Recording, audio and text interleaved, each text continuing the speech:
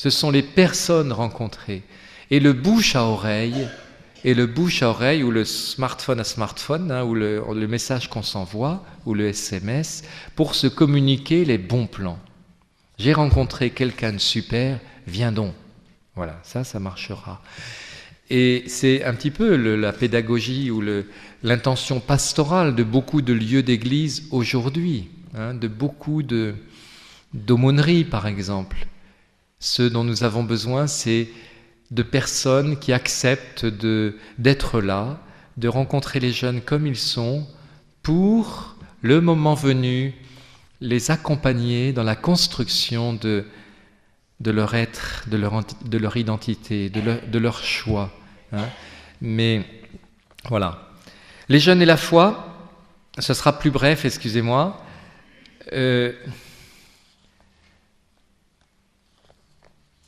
Je les rencontre, alors ils sont assez jeunes là, mais notamment dans la préparation de la confirmation. Ce qui me frappe quand même, c'est que c'est souvent une belle occasion de s'arrêter.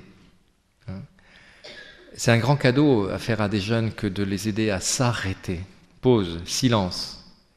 Contrairement à ce qu'on pense, les jeunes sont accessibles au silence. Pas que ça dure trop longtemps, mais c'est une expérience que j'aime bien faire avec eux.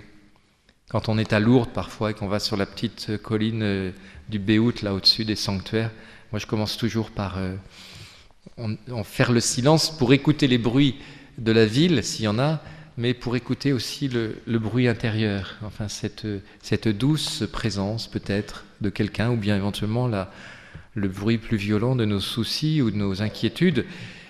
Mais donc c'est une belle occasion pour s'arrêter, la confirmation, pour voir ce qui a de l'importance et ce qui n'en a pas.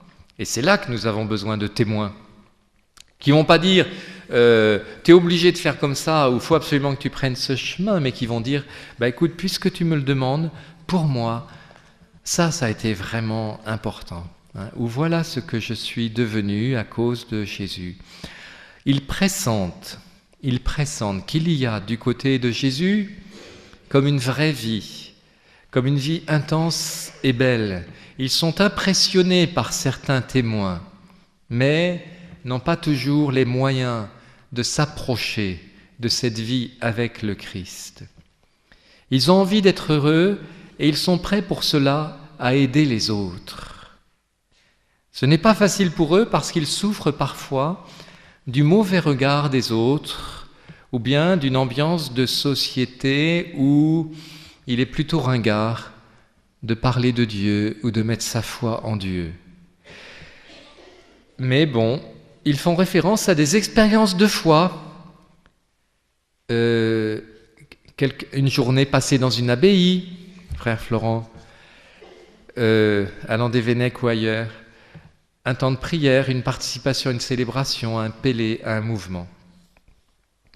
Les chemins de la foi ne nous appartiennent pas, c'est le secret de Dieu, et puis c'est aussi leur jardin intérieur, mais cependant, il me semble que c'est leur rendre grand service de leur donner l'expérience d'une communauté de foi.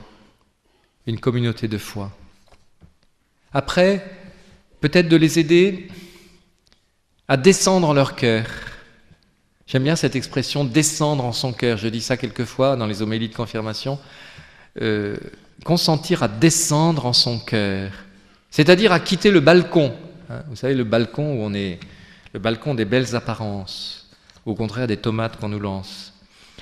Là où en tout cas on est dans l'extériorité, la superficialité, en représentation, en théâtre. Quitter le balcon du théâtre pour descendre en son cœur, parce que en ce cœur de chacun et en ce cœur aussi qui est le corps du Christ, Dieu a déposé ce que nous ne pouvons pas nous-mêmes fabriquer. Paix, générosité, bienveillance, lucidité y compris sur nos souffrances ou nos médiocrités. Et je pense que cette expérience existentielle, qui touche à l'existence, et pas notionnelle d'abord, est fondamentale. Avec des jeunes, mais avec tout le monde. Descendre en son cœur, c'est une voie un peu augustinienne. Je me tourne vers mes sœurs et je me fais vérifier peut-être, mais je te cherchais au dehors et tu étais au dedans, plus intime à moi-même que moi-même. Enfin, cette présence divine à l'intime du cœur. Confidence, c'est une des paroles que le pape Benoît XVI, émérite, nous a confiées aux 10 évêques de la province de Rennes lorsque nous l'avons rencontré pendant 1 heure. Il a dit, si je l'ai déjà dit, donc excusez-moi si vous l'avez entendu et je me répète, il y a trop de tristesse dans le monde. Soyez des témoins de la joie, car le cœur de l'homme est ouvert à Dieu. C'est une grande conviction, c'est une grande, parce qu'il prie pour nous toujours, il travaille pour Benoît XVI, cette ouverture du cœur de l'homme à Dieu, cette capacité de Dieu. Voilà, donc descendre en son cœur. Troisièmement, j'ai dit une communauté. Deuxièmement, descendre en son cœur. Troisièmement, l'intelligence de la foi.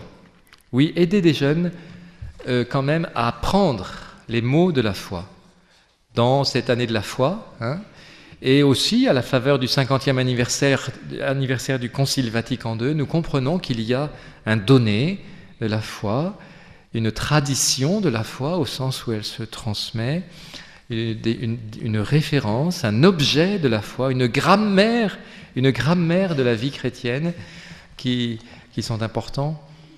Et je me réjouis parce qu'un certain nombre de jeunes, dans notre diocèse aussi, prennent vous savez, le petit livre jaune qui s'appelle YouCat. Je le conseille d'ailleurs à toutes les communautés religieuses. YouCat, c'est en fait un résumé, mais c'est beaucoup plus que cela, du catéchisme de l'Église catholique.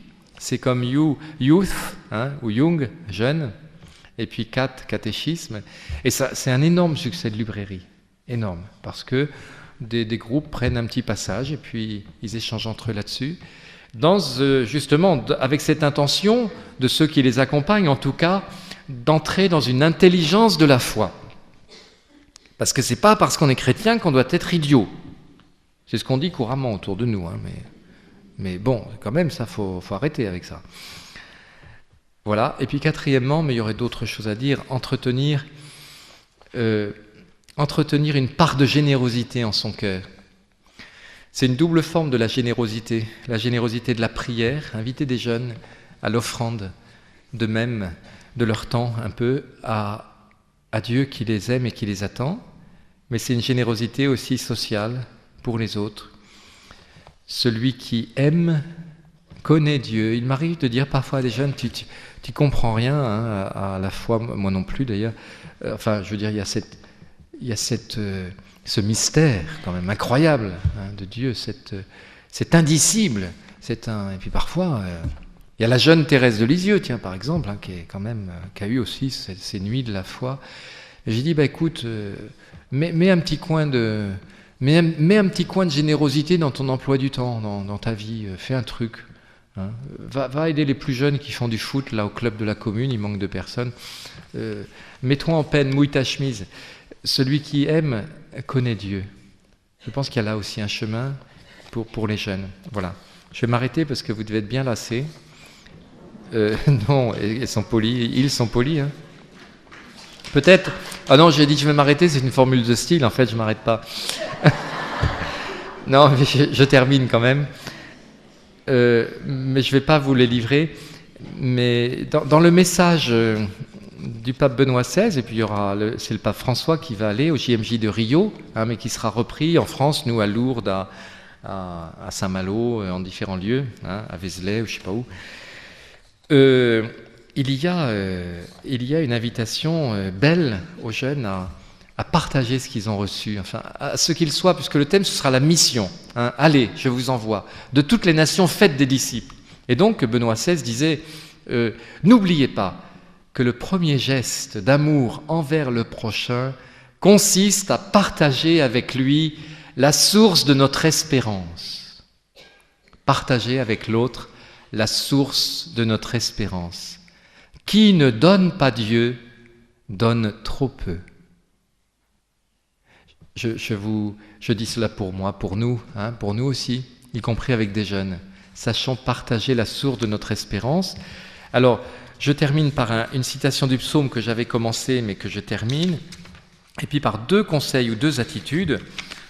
Où est ce psaume ? Où est ce psaume 91? Oui, alors, qu'est-ce qui est important? C'est d'être jeune ou d'être vieux? Ni l'un ni l'autre. D'après le psaume 91, versets 13 à 16, le juste, voilà la figure, le juste. Alors le juste, on pourra en parler longtemps, hein. C'est la justice, bien sûr, envers les autres, sociale, tout ce qu'on veut, mais c'est aussi être juste, ajusté au cœur de Dieu, dans le cœur de Dieu.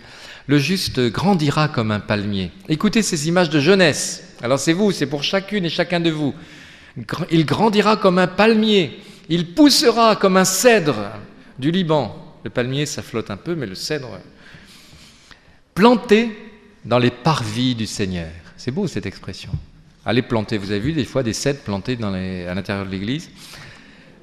Planté dans les parvis du Seigneur, il grandira, image de jeunesse, hein, il grandira dans la maison de notre Dieu. Vieillissant, c'est moi. Il fructifie encore. Ah, il y en a qui sont d'accord.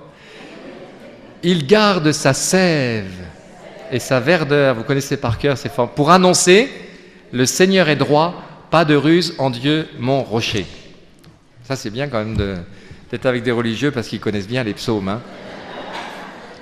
Mais je vous invite à lire et à prier, à chanter ce psaume comme un psaume de jeunesse.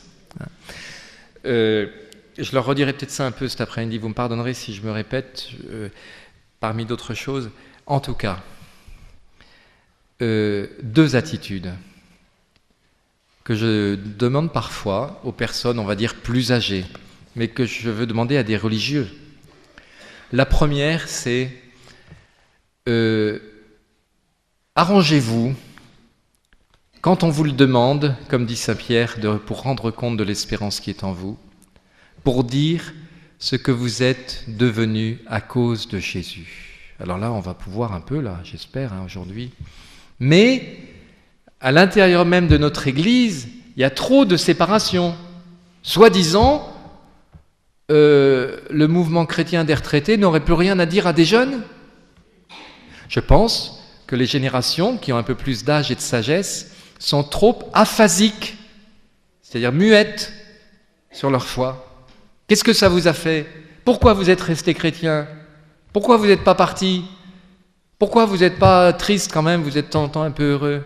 Mais dites-nous, mais racontez-nous, mais les jeunes attendent que vous leur racontiez. Et puis la deuxième chose, c'est, ça aurait peut-être été être témoin de foi, bon je ne vais pas dire la charité, mais ça va de soi, mais être témoin d'espérance. Être témoin d'espérance, c'est s'arranger, arrangez-vous aussi, pour faire comprendre à des jeunes que la voie est ouverte. Si vous leur dites, comme tous les tamaloudres de la terre, « Oh, ben qu'est-ce que j'ai comme douleur ce matin? Qu'est-ce que ça va pas? » Et puis le monde, et puis l'avenir n'est plus ce qu'il était, comme disait Woody Allen, qui reprenait, je crois, Paul Valéry. L'avenir n'est plus ce qu'il était. Bon, évidemment, si on passe son temps à faire ça, ça ne va pas leur donner envie de grandir. Hein. Ça ne va pas leur donner envie de s'aventurer, ça ne va pas leur donner envie de nous rejoindre dans le grand âge. Donc arrangez-vous, même, j'allais dire même si ce n'est pas vrai, si, il ne faut jamais dire ce qui n'est pas vrai. Parce que c'est vrai qu'on a des douleurs, enfin pas trop, mais on peut quand même, ou qu'on a des lassitudes, ou qu'on a des épreuves bien sûr, ou qu'on a des tristesses, ou qu'on a des choses ratées. On a des choses ratées dans notre vie. Bon, ben c'est pas grave. C'est sérieux, mais c'est pas grave. Arrangez-vous pour leur dire que la vie est devant. Hein, et que même si on a mal parfois quelque part, ben, on tient debout. On tient debout dans le Seigneur.